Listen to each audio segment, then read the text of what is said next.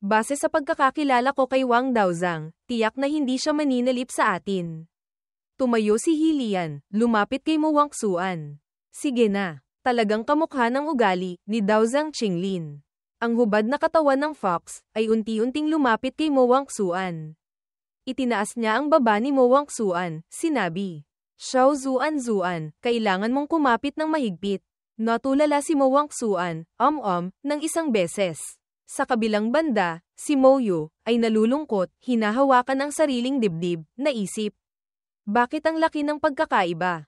Agad, naglagay si Hilian ng restriction dahil natatakot siyang manilip si Wang Sheng.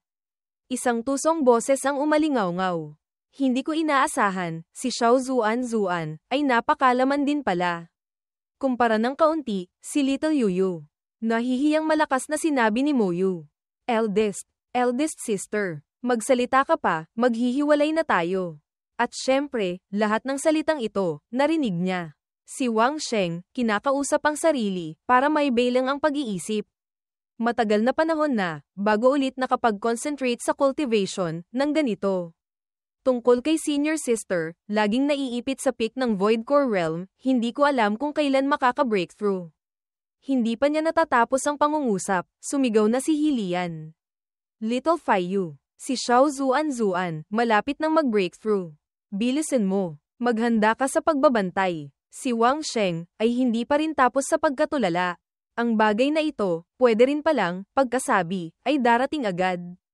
Agad, sumakay siya sa espada, lumipad palabas. Ang pagbuo ng Golden Core, lahat ay mahirap iwasan ang panganib. Kahit ano paman, kailangan kong protektahan ng mabuti ang lugar na ito, para makapag-breakthrough si senior sister ng maayos. Nang maisip ito, mabilis na lumipad si Wang Sheng palayo. Habang nakatayo siya at nagbabantay, hindi niya mapigil ang magtaka sa kalooban. Kakaiba. Dati siguro, direktang nilamon ang malaking halaga ng yuan chi ng langit at lupa, pagkatapos ay saka nagbuo ng Golden Core. Si Wang Sheng, nakatayo mula sa itaas, tumingin pababa sa hot spring, nagtatanong sa sarili.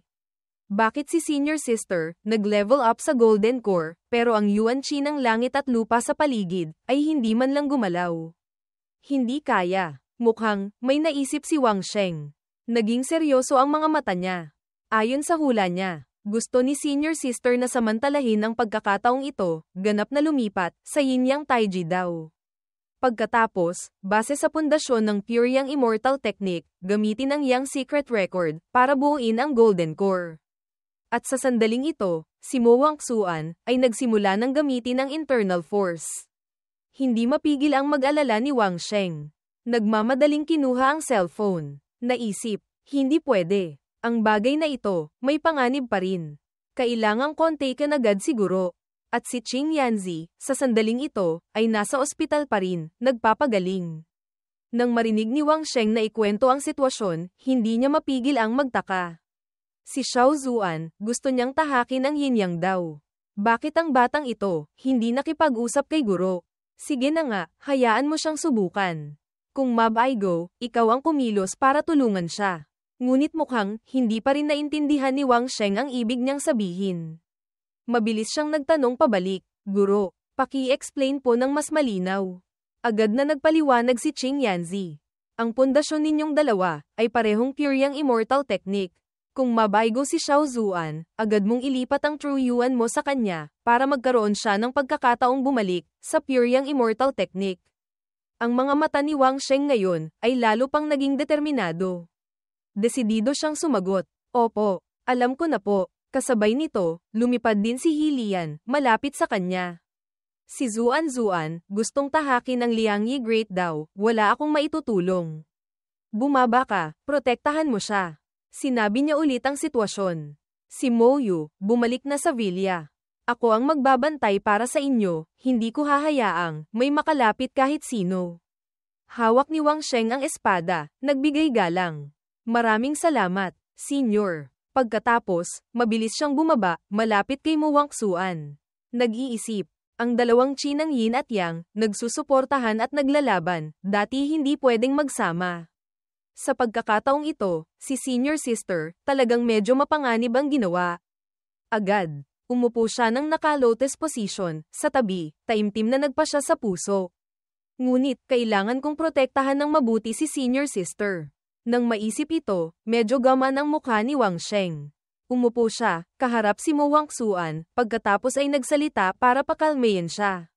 Senior sister, nandito ako. Huwag kang mag-alala. Si Mo Wangsuan ay nakapikit, ginagamit ang internal force, ngunit narinig pa rin niya ang sinabi ni Wang Sheng, lihim na napanatag, bahagyang ngumiti.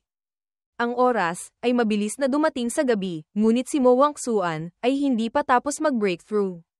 Nakatuon si Wang Sheng sa pagmamasid, hindi mapigil ang mag-alala. Para sa isang cultivator, kung sa unang pagkakataon ng pagbuo ng dan ay mabaigo, ang tsansa ng tagumpay sa hinaharap ay lalong bababa. Dahil una, mag-iiwan ito ng heart demon. Pangalawa, ang lakas ay mawawala, hindi mamamatay, ngunit masisira ang pundasyon. Tiningnan niya si Mo Wangsuan, na nakatuon sa pag-unawa sa Dao. Sa sandaling ito, ginagamit niya ang Liangyi Sword Intent. Hindi pa rin siya tumitigil sa pag-aalala. Kaya, iniutos sa akin ni Guro, kung mabaigo si senior sister sa pagbuo ng dan, agad na ilipat ang True Yuan kay senior sister para mabilis siyang makabuo ng golden core ng Pure Yang Dao. Naisip niya ito habang inoobserbahan ang kilos niya. Ang dalawang poles ng yin at yang ni Mo Wangsuan sa sandaling ito ay patuloy pa ring nagliliwanag. Ang proseso ay hindi pa tumitigil. Tiningnan ang lakas na lumalabas mula sa katawan niya, hindi mapigil ang magulat ni Wang Sheng. Hindi ko inaasahan, itong dalawang chi ng yin at yang, ay hinihila ang paligid, pati ako, muntik nang hindi mapanatili ang sarili kong katawan. Hinawakan niya ang espada, ang mga iniisip ay paikot-ikot pa rin. Ngunit, nagtagpo na ang dalawang chi ng yin at yang, nagpapatunay na, nasa tamang landas si senior sister. Kailangan lang hintayang, mabuo ng matagumpay ang Void Core, harapin ang Tribulation, ay makakatransform na sa Golden Core. Hindi pa niya natatapos ang iniisip, biglang. Ang kamay ni Mo Wangsuan, ay itinaas sa langit. Ang dalisay na lakas na iyon, ay walang tigil na lumalabas. Si Mo Wangsuan, ay parang isang diwata, ang damit ay marahang lumilipad. Bahagyang nagulat si Wang Sheng, sa lakas na ito. Nanlaki ang mga mata niya, nagulat na sumigaw ng isang beses. Hindi niya mapigil ang magulat, nakatitig, hindi mapigil ang mag-isip ang isip. Nararamdaman ni senior sister, na ang Void Core na ganito, ay pwede nang mabuo bilang Golden Core. Hindi ba, ang Golden Core, ay dapat matatag, na nabuo? Mula sa katawan ni Mo Wangsuan ngayon, isang anino, ang humiwalay mula sa kanya, lumipad pataas sa himpapawid. Isang ibang dalisay na anyo, na parang kaluluwa ni Mo Wangsuan, marahang lumilipad pataas. Ang bersyon na iyon, ay unti-unting iminulat ang mga mata, ang mukha, ay wala na ang inosenteng anyo ni Mo Wangsuan, pinalitan ng isang matalas na ekspresyon. Tiningnan ito ni Wang Sheng, nanlaki ang mga mata, ang bibig ay hindi mapigil ang bamuka ng malaki. Ang kaluluwang iyon, ay walang tigil na lumilipad pataas, ang direksyon na pupuntahan niya, ay ang daw ng kidlat sa langit. Si Mo Wangsuan, ay parang, malapit nang lumapit, sa kidlat na iyon. Ang kaluluwa niya, ay parang isang magnet, walang tigil na lumilipad patungo doon. Si Wang Sheng, sa ibaba, ay laging sinusubaybayan ang bawat kilos. Nahulaan niya, ito na ba ang Dan Tribulation? Ang lakas na iyon, ay nagpadama sa kanya, na hindi niya mapigilan. Si Wang Sheng ngayon, ay medyo nalilito, ang kalooban niya ay walang tigil na nagsasalita. Hindi maganda. Ngayon, ang Void Core ni senior sister, ay nagawa lang na maabot ng yin-yang force ang balanse. Kung hahayaang sirain ng Thunder Tribulation ang balanse, kung gayon, ang Void Core, ay posibleng mabasag anumang oras. Pilit niyang iminulat ang mga mata, habang inoobserbahan ang kaluluwa ni Mo Wangsuan, nag-iisip. Sa sandaling ito, ang kaluluwa ni Mo Wangsuan, ay napakalapit na, sa kidlat sa langit. At ang Dan Tribulation ngayon, ay lalo pang bumabangis. Nagsimulang maging alerto si Wang Sheng. Mahigpit niyang kinagat ang ngipin, hawak ang espada sa kamay. Habang si Mo Wangsuan, na nakaupo sa harap niya, ay ginagamit pa rin ang internal force, nagpapadala ng lakas sa yin-yang na iyon. At ang kaluluwa ni Mo Wangsuan sa itaas, ay mas lumapit pa sa kidlat, ang mukha ay hindi pa rin nagbabago. Kaya, sa langit ngayon, ang kaluluwa ni Mo Wangsuan ay ganap ng sumanib sa Dao Tribulation. Isang nagniningning na liwanag ang suminag. Pagkatapos ng ilang sandali, ang kaluluwa niya ay ligtas, unti-unting bumababa. Si Wang Sheng ay nakaupo pa rin doon, nagmamasid. Hindi siya nang ahas magsalita dahil natatakot siyang magkaroon siya ng key deviation. Sa wakas, ang kaluluwa at katawan ni Mo Wangsuan ay nagsanib muli. Ang katawan niya ay lumutang, ilang distansya mula sa ibabaw ng tubig. Ngunit si Mo Wangsuan ngayon, ay nasa estado pa rin ng pag-unawa sa Dao. Lihim na nakahinga ng maluwag si Wang Sheng. Nagulat lang, pero walang panganib. Naisip ni Wang Sheng, hanggat malampasan ang Thunder Tribulation, si Senior Sister, ay makakabuo na ng Golden Core. Bigla, nagulat siya, tumingin sa direksyon ni Mo Wangsuan. Nagkakaroon siya ng pagbabago. Isang kakaibang pagbabago, sa tiyan niya, lumitaw ang isang bilog na nagliliwanag. Nagulat si Wang Sheng. Isang pancake. Tiningnan niya ito, hindi mapigil ang magtaka, nahulaan. Ito rin ba ay Golden Core? Hindi, tama, nagtagumpay na si Senior Sister sa pagbuo ng Dan. Pagbalik ni Wang Sheng, agad na nagtanong si Hilian. Tagumpay ba? Sinabi niya. Tagumpay na. Ngunit, Senior, ang Golden Core, kailangan bang hugis bola? Nagpaliwanag si Hilian. Ang Golden Core ng Daoist family ay nangangahulugan lang ng completeness at perfection. Wala itong tiyak na estado. Katulad ng paraan ng cultivation ng Buddhist sect, hindi man lang gumagamit ng pagbuo ng Golden Core. Alam na ni Mo Wangsuan na walang panganib, napabuntong hininga siya.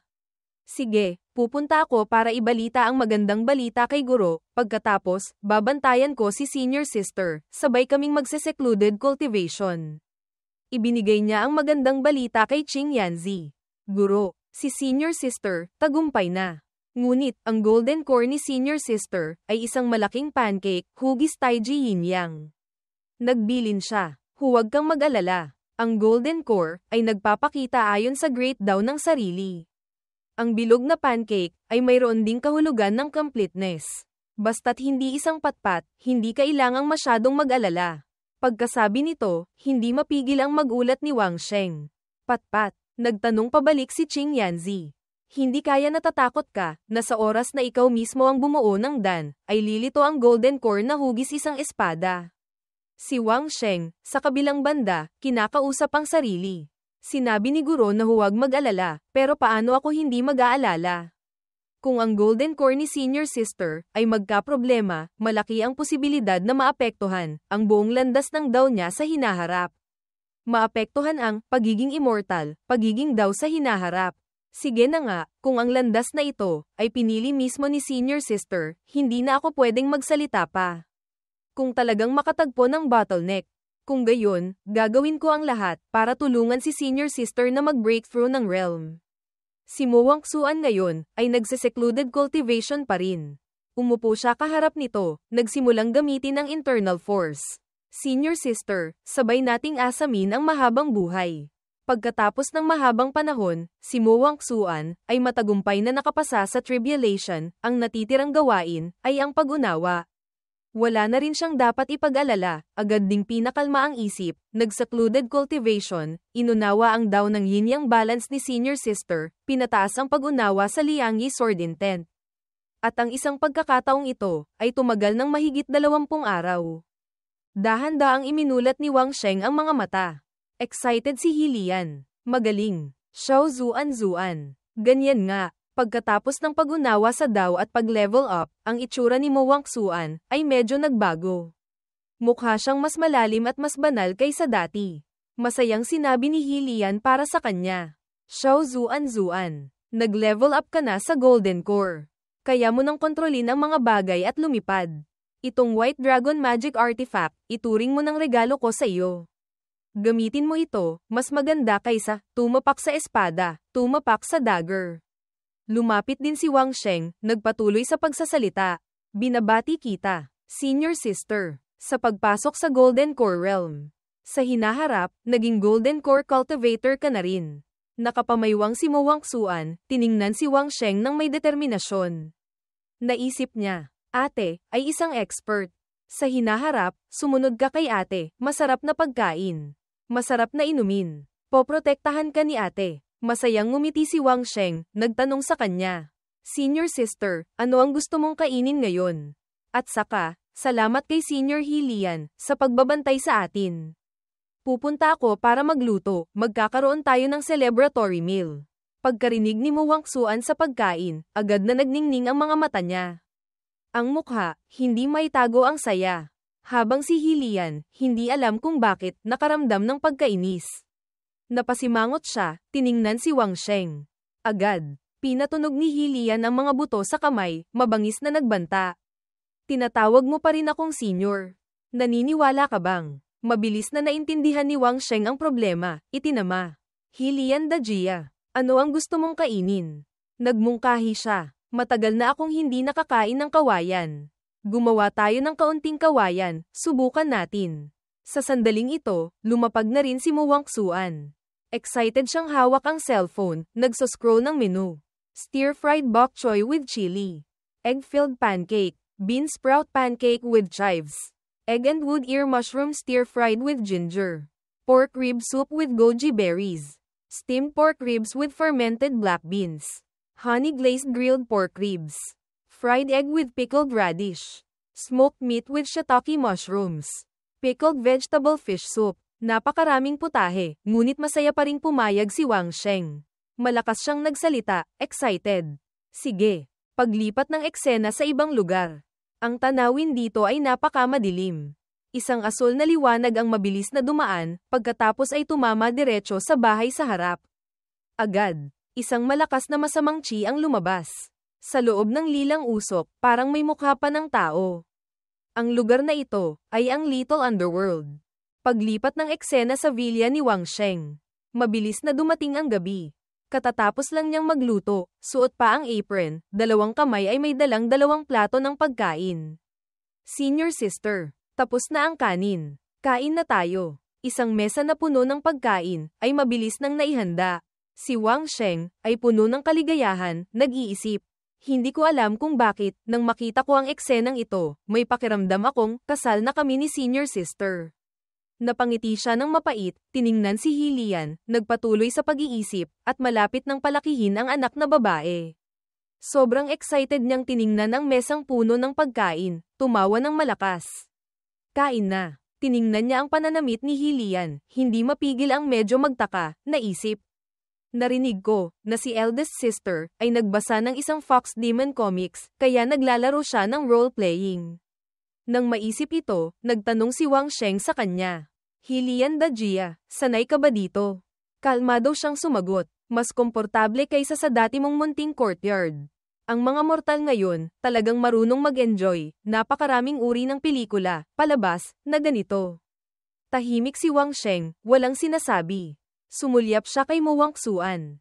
Tiningnan din siya ni Hilian, sinabi. Xiao Zuan. Tandaan mo, sa susunod, magpadala ka ulit sa akin. Nabasa ko na lahat. Nagpatuloy pa rin si Wang Sheng sa pagkuha ng pagkain, parang may iniisip. Maya-maya, nagtanong ulit si Wang Sheng. Hilian Dajia, may paraan ka na ba para linisin ang demonic chi? Nagsalin ng isang basong tubig si Hilian, habang nagsasalita.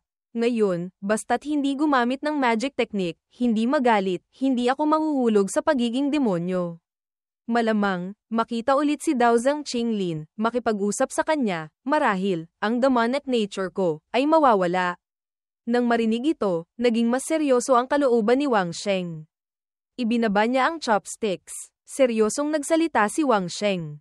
Eldest sister, ngayon, nagsisimula ka ng makontrol ang iyong emosyon, ibabahagi ko ang lahat ng impormasyon, na may kinalaman kay Daozang Qinglin, na mayroon kami, sa iyo. Agad. Ang mga mata niya ay naging madilim, wala na ang saya tulad ng kanina. Ang buhok na nakatali ng mataas sa magkabilang gilid, ay mabilis na nalugay, makinis na parang sutla, maputi. Ang konserbatibong damit, ay napalitan ng isang damit na nagpapakita ng balat. Ang malademonyong anyo ng Fox, ay mabilis na bumalik. Malamig siyang tumingin kay Wang Sheng. Sabihin mo na. At pagkatapos matiyak, na si Hilian Dajia, ay hindi madaling mahulog sa pagiging demonyo, sinabi niya ang lahat ng nilalaman ng huling habilin ni Patriarch Lu, kasama na ang pagkakaiba ng bilis ng paglipas ng oras, sa Earth at sa labas, ang kwento ng ekspedisyon ng mga immortal, at pagkahulog sa kahirapan. Swerte, maliban sa unang pagkabigla, hindi nagtagal ay kumalma si Hylian, na parang, walang anuman ang bagay na ito. Nag-aalalang nagtanong si Wang Sheng. Eldest sister, alam mo ba ang tungkol dito? Kabaligtaran ng inaasahan niya, si Hylian, ay masaya pa ng kakaiba, nagsalita. Alam ko, kaya nga, hindi ako sigurado, kung mahahanap ko si Daozang Qinglin, para alisin ang demonic nature, o hindi. Ngunit, kapag ang cultivation mo, ay ganap ng makakapigil sa akin, hindi ko na kailangang mag-alala ng ganito. Tiningnan siya ni Mo Wangsuan na tulala. Naisip ni Wang Sheng. Nag-isip ako sandali, hindi kaya, nag-aalala ako sa wala. Ngunit nang maisip ito, nanlaki ang mga mata niya, tiningnan si Hylian, malakas na nagsalita. Halika, Xiao Zuan. Inom tayo ng alak. Mabilis na itinaas ni Mo Wangsuan ang baso. Sige. Masaya si Hylian, na parang walang nangyari. Mahigpit niyang niyakap si Mo Wangsuan, tumatawa, nagsasalita. Ngunit sa gilid ng mata, isang mainit na luha, na pilit pinipigilan ni Hylian, ay hindi mapigil ang tumulo. Hindi ito ibinunyag ni Wang Sheng, hindi niya mapigil ang medyo maawa sa puso. Eldest sister, ayos ka lang ba talaga? Unti-unting lumipas ang oras. Mabilis, 1 buwan na ang nakalipas. Si Mo Wangsuan ay nakatuon pa rin sa paggamit ng internal force. Si Xiao Lian ay nakahiga sa sofa, naglalaro ng cellphone. Bigla, mula sa labas, nagmamadaling tumakbo si Wang Sheng papasok. Malakas na nagsalita, senior sister, eldest sister. Ang mga mata niya ay nagniningning. Itinuro ang cellphone. Bilisan nyo, tingnan nyo, ang kapatid kong babae, ang tunay kong kapatid na babae. Tiningnan ni Hylian ang litrato, hindi mapigil ang humanga. Oh, ang cute. Ibang-iba, sa kung sino. Nagtipon silang tatlo, sabay na tumawag via video. Nagtaka si Hylian. Anong pangalan? Sumagot si Wang Sheng. Wang Xiaomiao. Mabilis siyang ngumiti, sinabi sa sanggol sa screen. Xiaomiao. Si kuya ito. Ang dalawang babae, ay sabik ding tumingin, kasabay ng nararamdaman ni Wang Sheng ngayon, na parang tagsibol na bumalik. Lihim na nagpa siya sa puso. Simula ngayon, kailangan kong maging mas masipag sa pag-cultivate. Kahit ano pa ang sabihin, bilang isang kuya, ang hayaang sumandal ang kapatid na babae, ay ang pinakamababang requirement ko, sa sarili ko. Mabilis na dumilim ang langit. Muli siyang nag-isip, ngunit, kung pag-uusapan, hindi na mamalayan, lumipat na sa villa na ito, ng mahigit 1 taon. Si senior sister, ay narating na ang middle stage ng Golden Core. Ang aking cultivation, kahit hindi makasunod, ngunit ang realm, ay narating na rin ang peak ng Void Core. Sa sandaling ito, siya at si Mo Wangsuan, ay magkasamang nag-eensayo. Ayon kay Qing Yanzi, ito, ang yin-yang great daw ni senior sister, na nagpabilis ng husto sa bilis ng aking cultivation. At para patunayan ang hula na ito, siguro, ay espesyal pang nagmungkahi, na sabay silang mag-secluded cultivation, sa iisang kwarto. Dahan-daang iminulat ni Mo Wangsuan ang mga mata. Sumulyap siya, tiningnan si Wang Sheng. Agad, isang marahang halik, ang dahan-daang dumampi sa pisngi niya. Iminulat ni Wang Sheng ang mga mata, tulala. Habang si Mo Wangsuan ngayon, ay mabilis nang umatras, sa pwesto niyang nakaupo. Napagtanto ang problema, na mula si Wang Sheng, tiningnan si Mo Wangsuan, na may mga matang tulala. You, senior sister. Hindi siya nang ahas tumingin ng diretso sa kanya, marahan lang na Bilang sagot, sinamantala niya ang pagkakataon, lumapit, akmang hahawakan ang kamay ni Mo Wangsuan, ang mga salitang lalabas, ay nauutal pa. Senior sister, ako. Bigla, isang malakas na tunog ang umalingaw-ngaw, hamarang sa romantikong atmosphere nilang dalawa. Nagulat siya, kumunat ang noo. Pareho silang tulalang tumingin, sa direksyon kung saan nagmula ang tunog, ang puso ay hindi mapigil ang mag-alala. Sa may pintuan, isang nagniningning at nakakasilaw na liwanag ang sumisinag. Tumingin si Wang Sheng, sa direksyong iyon. Iyon ang bundok Pingdo. Isang malakas na internal force, ang tumama diretso mula sa ilalim ng lupa, pataas sa langit. Gabi, si Wang Sheng at ang iba pa, ay magkakasamang nakaupo. Nag-aalala siyang tumawag kay Moyu. Pagkatawag pa lang niya, sinagot na niya. Mabilis na dumiretso si Wang Sheng sa pangunahing paksa. Ano ang nangyari doon? Nag-report si Moyo ng sitwasyon. Sa bundok Pingdo, lumitaw ang isang energy fluctuation. Kamakailan, nagkaroon ng malakas na lindol. Nagse-save and rescue kami ngayon. Base sa kasalukuyang sitwasyon, natukoy na, ito ay enerhiya, na nagmula sa pagsabog ng isang babaeng bangkay, sa ilalim ng lupa. Nagpatuloy siya, Wang Daozang. Ikaw, at si Silent Fairy, manatili muna kayo kasama si eldest sister. Mamaya, ay dadagdag ko kayo sa grupo, doon, ipopost ang intelligence sa tamang oras. Nakatuon si Wang Sheng sa pakikinig, pagkatapos ay sumagot siya. Sige, kung may mangyari, kontaken agad. Si Moyo, pagkatapos mag-report, ay agad na ibinaba ang tawag. Agad siyang tumingin sa direksyon ni Hilian, nagsalita. Eldest sister. Hindi namamalayang tumingin din si Muwangsuan.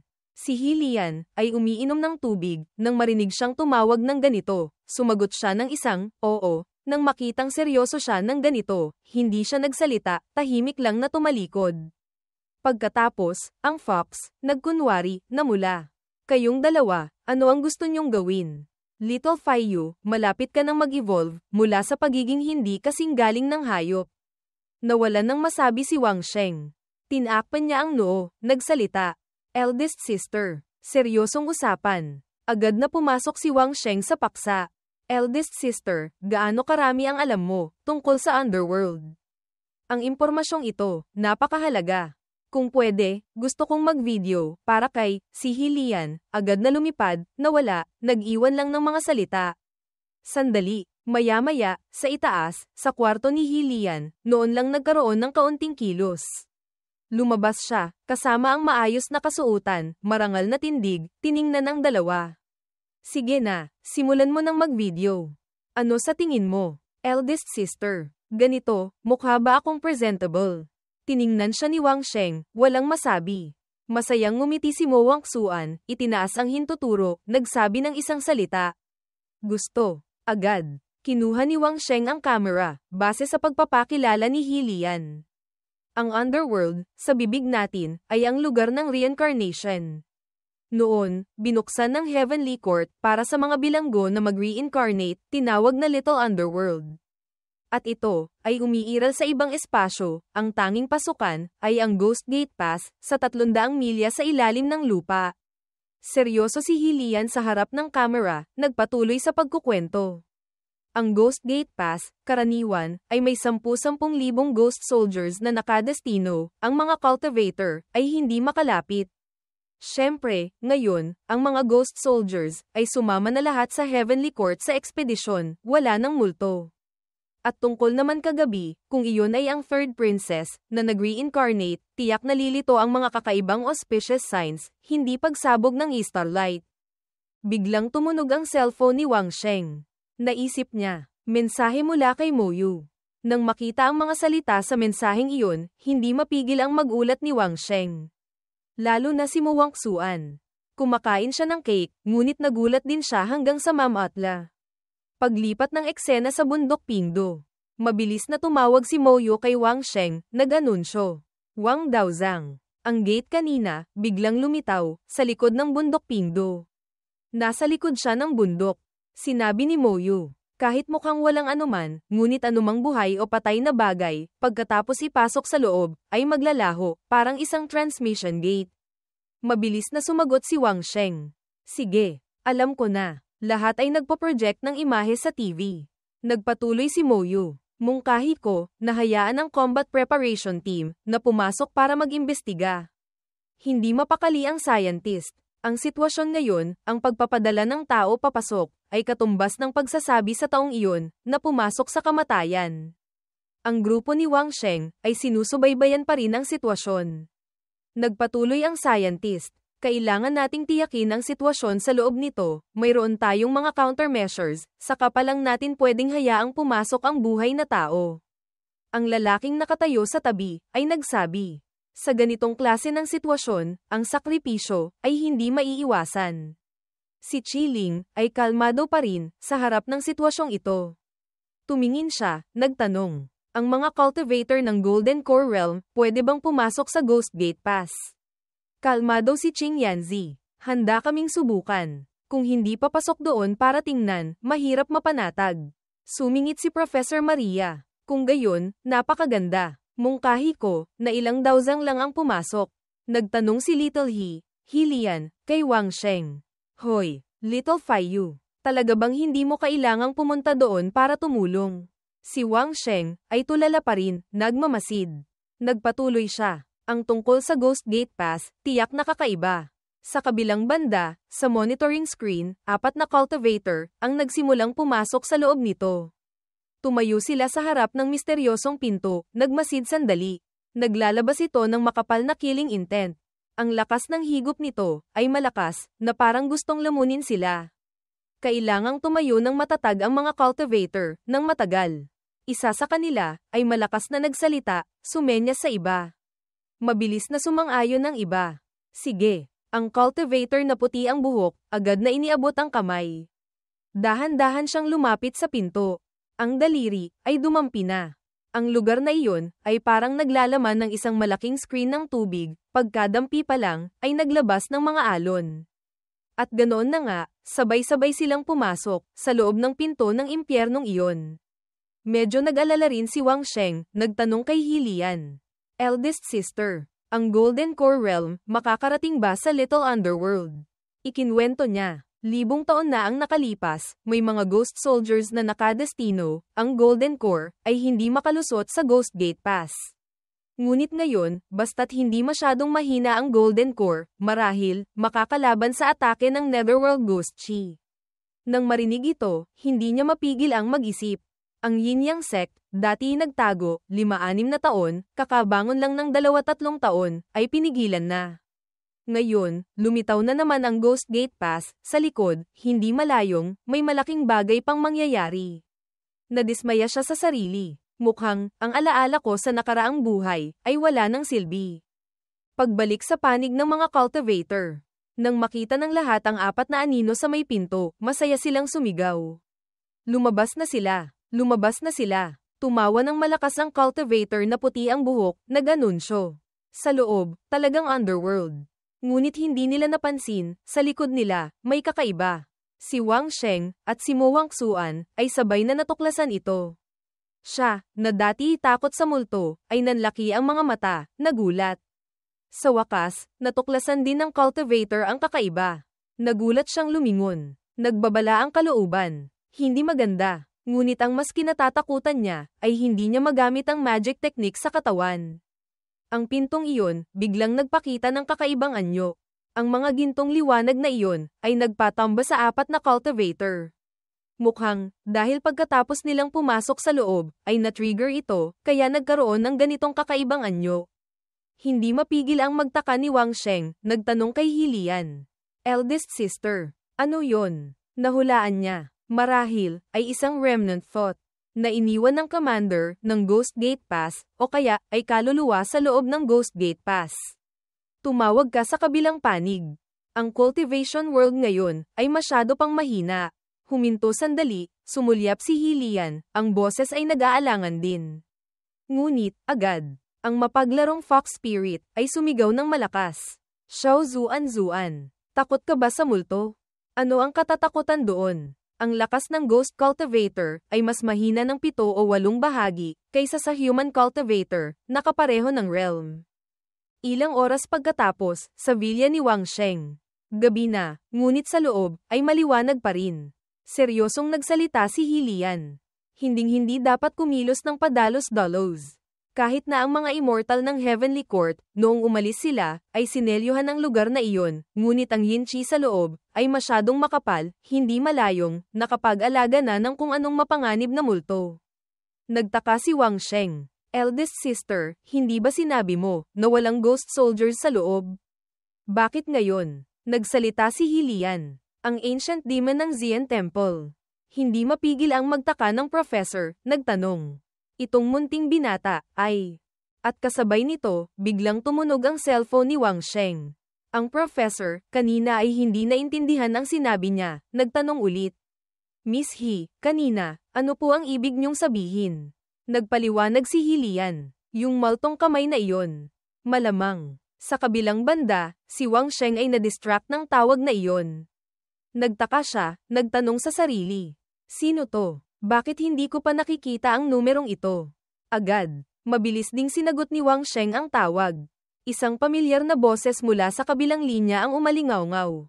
Hello, Junior. Pagkarinig pa lang niya, nakilala niya agad. Senior, nagpalit ka na pala ng numerong ito. Bakit hindi mo sinabi sa akin ng isang beses? Sinabi ni Shen Chenlin. Pagkatapos ng graduation, pumunta ako sa ibang lungsod, kaya nagpalit ako ng cellphone. Pasensya na, hindi na rin nagpaligoy-ligoy pa si Wang Sheng. Senior, nakatagpo ka ba ng mahirap na sitwasyon? Basta't kaya kong tumulong, sabihin mo lang. Mukhang may iniisip si Shen Chenlin ngayon, tahimik siya sandali, mukhang mahirap sabihin. Agad, nagsalita si Shen Chenlin. Ang Ghost Gate Pass, lumitaw sa bundok Pingdo, nagsimula ng magpadala ng tao ang gobyerno, para mag-station. Ang Little Underworld, ngayon, may 27 tao nang pumasok sa Ghost Gate Pass, malapit na sa pasukan ng Yellow Spring, tama ba? Nang marinig ito, hindi niya mapigil ang magulat. Ang boses niya, ay medyo nauutal din. Senior, hindi kaya, nag-time travel ka pabalik. Nang marinig ito, natulala si Shen Chenlin, nagtanong pabalik. Akala ni Shen Chenlin ay nagbibiro siya, kaya ngumiti siya, sumagot. Isa pa akong alien. Nagtanong pa siya. Ngayon, wala ka sa bundok Pingdo. Sinabi ni Wang Sheng. Nagse-secluded cultivation ako, hindi pa ako nakakapunta doon. Ang dalawang matang iyon, ay palihim na sumusulyap, sinusuri siya. Mabilis ding pumasok si Wang Sheng sa pangunahing paksa. Senior, dapat, ang bagay na ito, ay classified, paano mo nalaman? Nanahimik si Shen Chenlin. Ang bagay na ito, medyo mahirap ipaliwanag. Ituring mo na lang na hindi mo narinig. Mag-iisip ako ng ibang paraan. Sa kabilang banda, nahulaan ni Wang Sheng, kaya tinanong niya siya. Senior, gusto mong kontaken ang Special Investigation Team. Nanahimik si Shen Chenlin sandali, pagkatapos ay napabuntong hininga, mukhang napakaisip. Sandali, nagtanong si Shen Chenlin kay Wang Sheng. Wang Sheng, narinig mo na ba, ang tungkol sa Earth Hidden Sect? Nang marinig ito, mabilis niyang pinindot ang record button, at binuksan ang speakerphone, para marinig ng lahat. Nagtaka si Wang Sheng, nagtanong. Senior, hindi kaya, ikaw ay tagapagmana ng kung anong hidden sect? Nagpatuloy si Shen Chenlin. Maaaring intindihin ng ganyan, ngunit ang Earth Hidden Sect, ay hindi isang sect, kundi, mga inapo ng mga immortal. Agad, isang mahabang kwento ang isinalaysay ni Shen Chenlin. Pagkatapos ng tawag, mabilis na ipinadala ni Wang Sheng kay Chiling. Nagulat siya. Ayon sa balita ng senior mo, itong Earth Hidden Sect, ay ang underworld yamen, ng mga immortal, na nilikha noong sinaunang panahon, at saka, maraming taon, sila pa rin ang laging responsable sa pagbabantay sa Little Underworld. Sumagot si Wang Sheng. Opo, mayroon silang treasure, na kayang subaybayan ang sitwasyon sa underworld, mayroon pa silang isang lugar na selyado, sa Yellow Spring Road. Kailangan lang tanggalin ang selyo, mula sa malayo, ay may libu-libong ghost soldiers na lilito, sa Yellow Spring Road, papatayin ang mga dawzang na papasok sa underworld. At saka, maraming taon, sila pa rin ang laging responsable sa pagbabantay sa Little Underworld. Sa kabilang banda, mabilis na nagbigay ng solusyon si Chiling. Ipapaalam ko sa exploration team, na huwag basta-basta papasok sa Yellow Spring, at magpapadala ng tao, para kontaken ang senior mo. Huminto sandali, nagpatuloy siya. Ang ibang bagay, ay hintayin natin pagkatapos naming makipag-ugnayan sa Earth Hidden Sect, saka pagpapasyahan. Sa wakas, natapos na rin ang pag-aaral at pagpasa ng impormasyon. Mabilis na isinara ni Wang Sheng ang laptop. Pagod siyang napabuntong hininga, ang ulo ay walang tigil sa pag-iisip. Basta't ang Earth Hidden Sect ay nasa loob ng dakilang bansa, ang paghahanap sa kanila ay hindi masyadong mahirap. Ang problema ay yung babaeng immortal na nabigo sa reincarnation, na baliw na naghahanap ng ibang paraan sa underworld, paano siya haharapin? Naalala ni Wang Sheng si Yao Ling, ang mala-immortal na kapatid. Na sa lakas niyang iyon ay kayang direktang labanan ang mga sandatang laser. Medyo napagod si Wang Sheng. Kung isang celestial immortal ang magwala, baka gumuho ang langit at lupa. Ano? Hindi pa niya natatapos ang pag-iisip nang tumunog muli ang kanyang telepono. Isang mensahe mula kay Mo Wangsuan. Mukhang may gusto siyang sabihin kay Wang Sheng. Ang ibig sabihin ni Mo Wangsuan ay, yung naunang Celestial Master, isang hibla na lang ng kaluluwa ang natitira. Kung hindi siya magre-reincarnate, hindi ba siya maglalaho? May paraan ba tayong matulungan siya? Naisip ni Wang Sheng. Si Senior Sister, pareho pala kami ng iniisip. Ngunit isa lang akong Void Core Realm Cultivator. Mabilis siyang nag-type ng mensahe.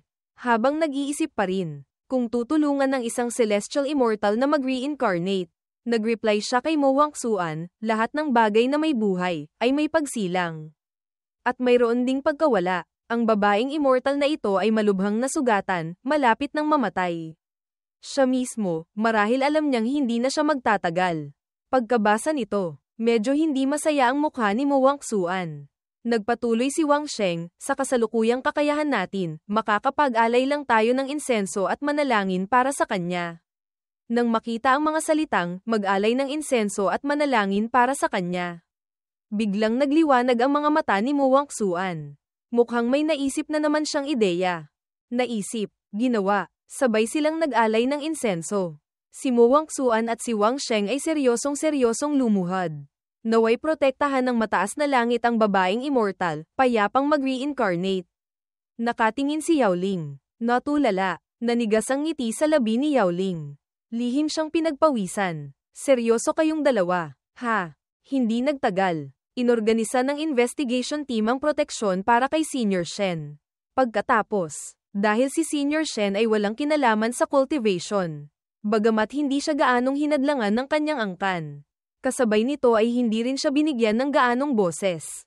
Ngayon, ang tanging magagawa niya ay magbigay ng impormasyon tungkol sa Hidden Immortal Sect kina Wang Sheng.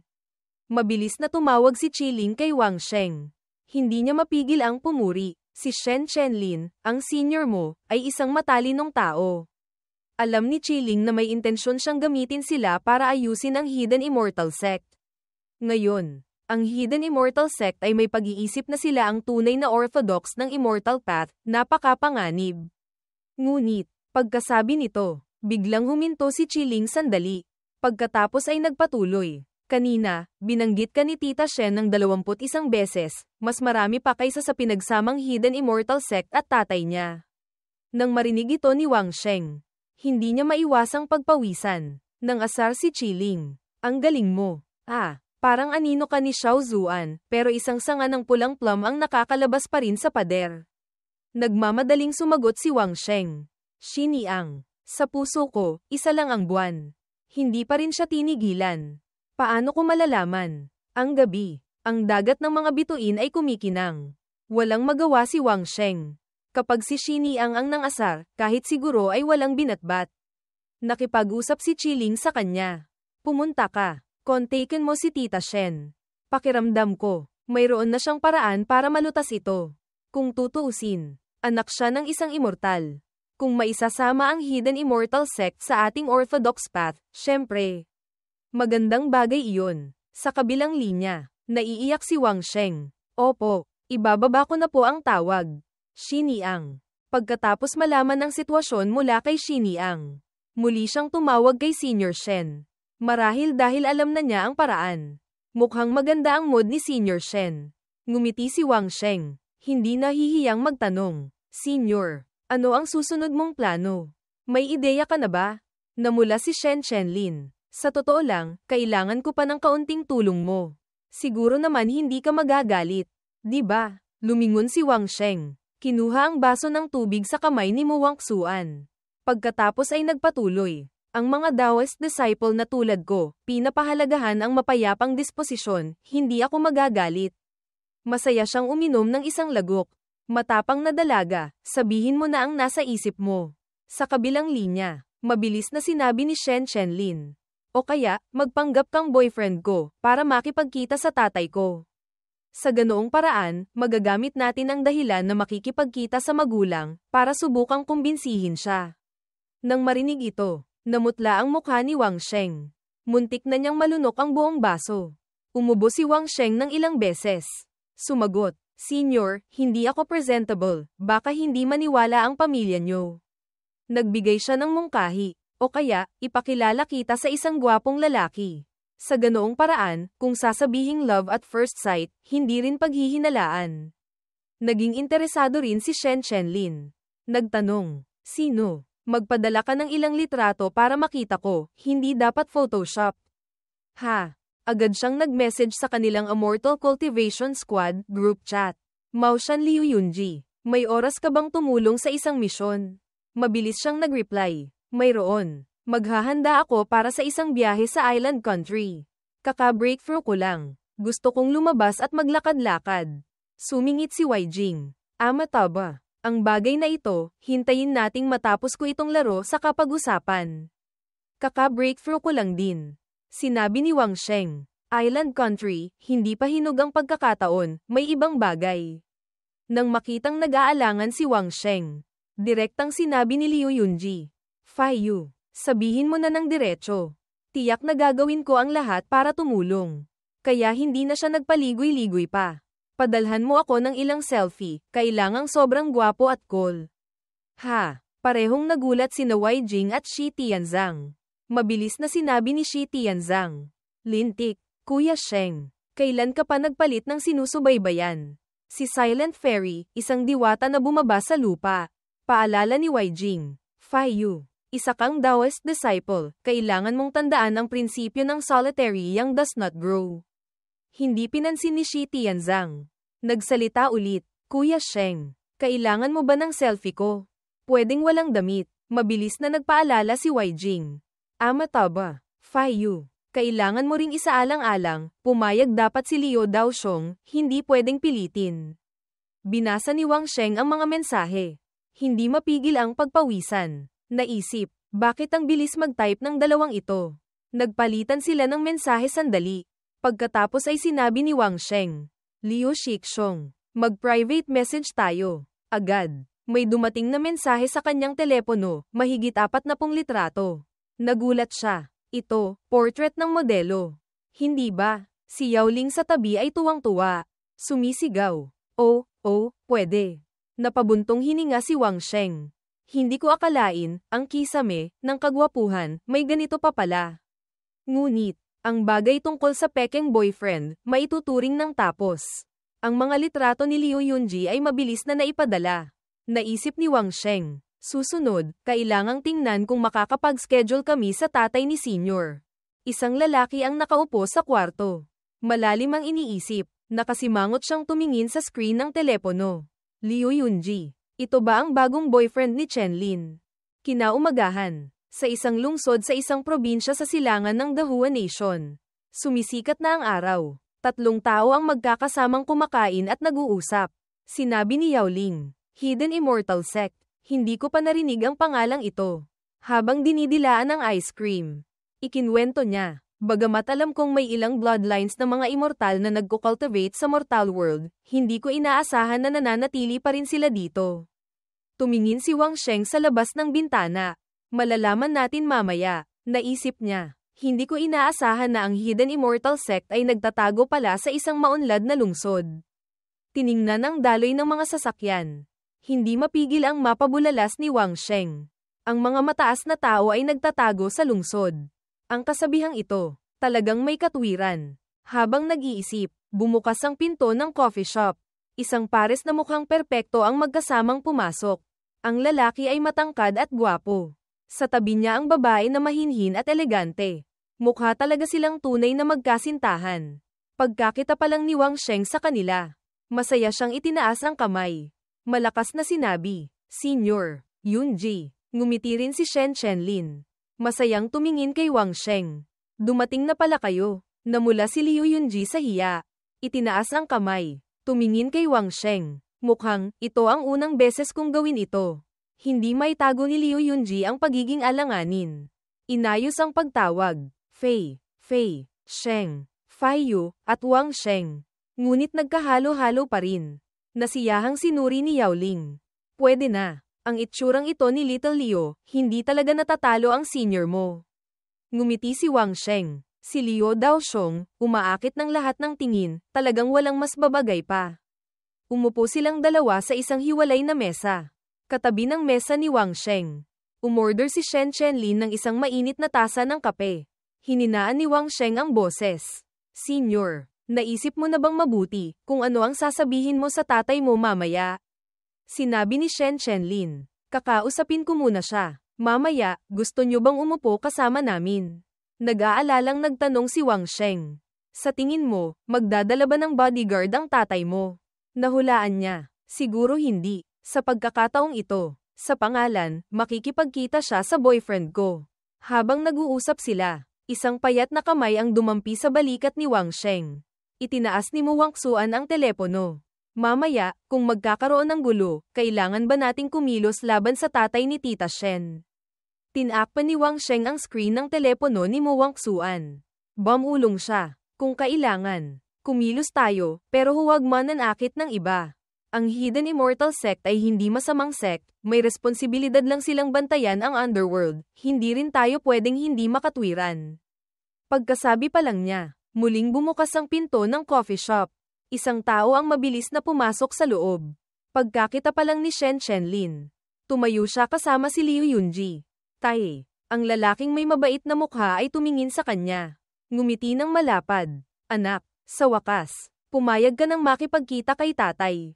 Sumulyap si Yaoling. Agad na sinuri. Middle stage golden core realm, pwede na rin. Bumulong si Wang Sheng. Hayaan muna silang mag-usap. Mamaya, magpapanggap si Shini ang na-elder ni Liu Yunji para makipagkita sa kanya. Tiningnan ni Yaoling si Liu Yunji. Ngumisi ng may katusuhan. Hindi maganda, ang pag-arte ni Little Liu ay hindi maganda. Hindi ba siya natatakot na mabuko? Natulala si Wang Sheng. Baka, akalain ng kalaban na ito ay kaba, mas madaling makalusot. Sa kabilang banda, masayang tumawa ang tatay ni Shen Chenlin. Binata, gwapo ka. Hindi nakapagtataka na ang mabait kong anak ay madaling nahulog sa iyo. Nahihiyang sumagot si Liu Yunji. Tiyo, pinagtatawanan niyo po ako. Kasabay nito, sa tainga ni Wang Sheng. May notification. Team leader, 5 minuto pa. Darating na. Lihim siyang nasiyahan. Mabuti. Paparating na si Shini Ang. Kailangan lang hintayin ang tao, ang mga bagay ay dapat. Biglang isang tunog ng nabasag na bagay ang umalingaw-ngaw. Natarantang tumayo si Liu Yunji. Ngumiti ang matanda. Aya, bakit ba napaka-clumsy? Agad siyang lumapit. Tinapak ang balikat ni Liu Yunji. Sa banyo, may hair dryer. Samahan kita doon para ayusin. Napamura si Liu Yunji sa isip. Nilock niya ang True Yuan ko. Parang hindi makagalaw si Liu Yunji. Muling ngumiti ang matanda. Huwag kang mahiya kay Tio Shen. Sige na, babantayan ko ang pinto para sa iyo. Habarin mo ang damit mo. Patuyuin mo sandali. Ayos na. Kinakabahang malakas na nagsalita si Shen Chenlin. Oh, tiyak na napansin din ni Wang Sheng ang kakaiba.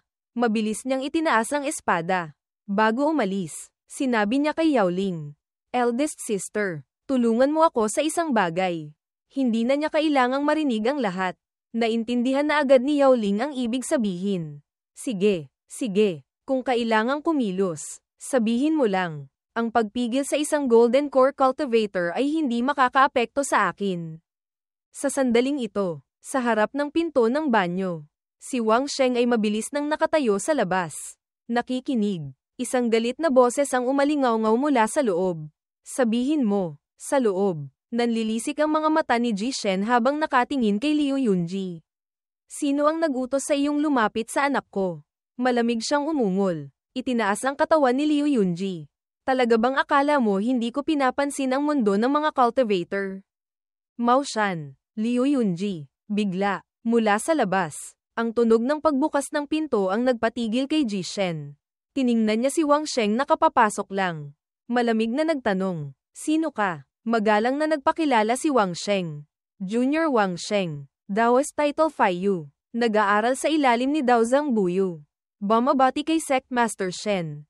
Tiningnan siya ng matanda. Nagkagat ng ngipin. Kaya pala ikaw, si Chenlin. Hindi mabilang na beses kanyang nabanggit. Nagpahanap na rin ako ng impormasyon tungkol sa iyo. Kayong tatlong magguro, mukhang mga tao kayo ng gobyerno. Sa pagkakataong ito, gusto bang puntiryahin ng Special Investigation Team ang aking sect? Kalmadong sumagot si Wang Sheng. Kung hindi dahil kumilos ang inyong sect laban sa mga cultivator na pumapasok sa Little Underworld.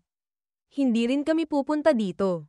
Senior, ang Hidden Immortal Sect, dati hindi nakikialam sa mundo, ngunit ang Ghost Gate Pass ay biglang lumitaw sa mundo. Inutusan ng gobyerno, bago pa niya matapos ang sasabihin. Sumigaw na ang matanda, pinutol siya. Puro walang kwentang salita, binitawan si Liu Yunji sa lupa. Inilipat niya ang target kay Wang Sheng. Huhulihin muna kita. Hayaan mong pumunta dito ang guru mo para magpaliwanag. Kalmado pa rin si Wang Sheng. Nagbigay ng kondisyon. Kung gusto niyong kumilos, mas mabuti kung ganito. Kung mapalad akong manalo kay senior ng isang teknik, pwede bang kumalma si senior at makipag-usap sa amin ng maayos? Tumuwid siya ng tayo. Nagsalita ng malinaw. Pinagalaw ng matanda ang mga daliri. Tiningnan si Wang Sheng. Huwag nang sabihing manalo ka ng isang teknik. Kahit masalag mo lang ang 10 galaw ko, ako na ang talo. Ano sa tingin mo? Nang marinig ito, sumeryoso ang mukha ni Wang Sheng.